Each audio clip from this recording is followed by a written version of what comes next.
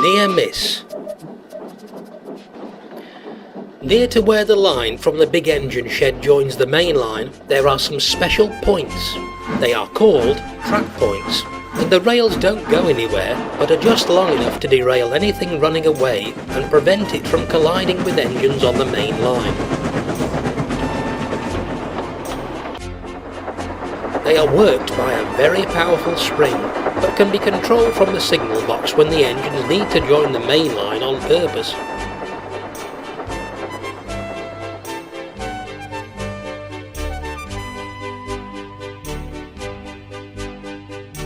Henry could never understand why they were there. "Useless things," he grumbled. "They can take them away as soon as they like. Run away indeed! Why should we want to run away from our nice warm shed? Tell me that." Neither Gordon nor James could, so they didn't bother to try.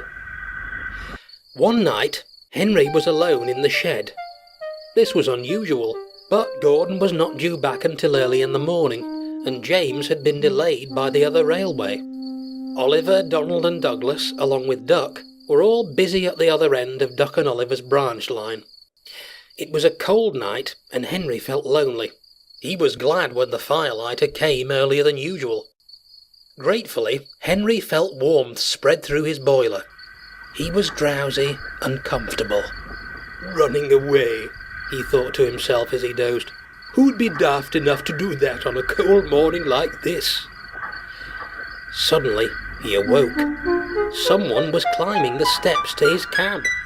It was the firelighter, who thought it would be fun, while no one was about, to drive an engine. He unwound the brake and moved the regulator, but nothing happened. Disappointed, the firelighter went away, without closing the regulator.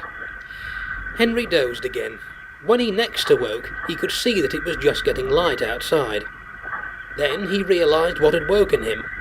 Steam was trickling into his cylinders. "It's too early," he thought. "Driver can't be here yet." Henry felt himself moving. He tried to stop, but he couldn't without his driver and fireman. He tried to whistle. He couldn't do that either. He neared the shed door. It hadn't been built to stop engines. Henry wished it had. "Ooh, ouch!" he exclaimed as he demolished it. It was cold and frosty outside. "Help!" thought Henry as he rumbled along. "I don't like this." But there was nothing he could do about it. Then he remembered the main line. "Horrors!" he thought. "I hope nothing's coming." A green signal light and the sound of an engine approaching told him that something was coming. "Help!" thought Henry again. He shut his eyes and waited for the crash. Just then, his front wheels slid to one side.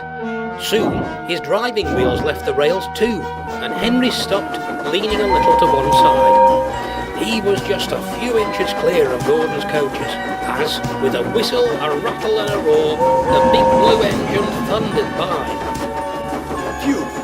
That was a near miss," hissed Henry, as men shouted and began to run towards him. "Thank you, Trap Points. You can stay there just as long as you like."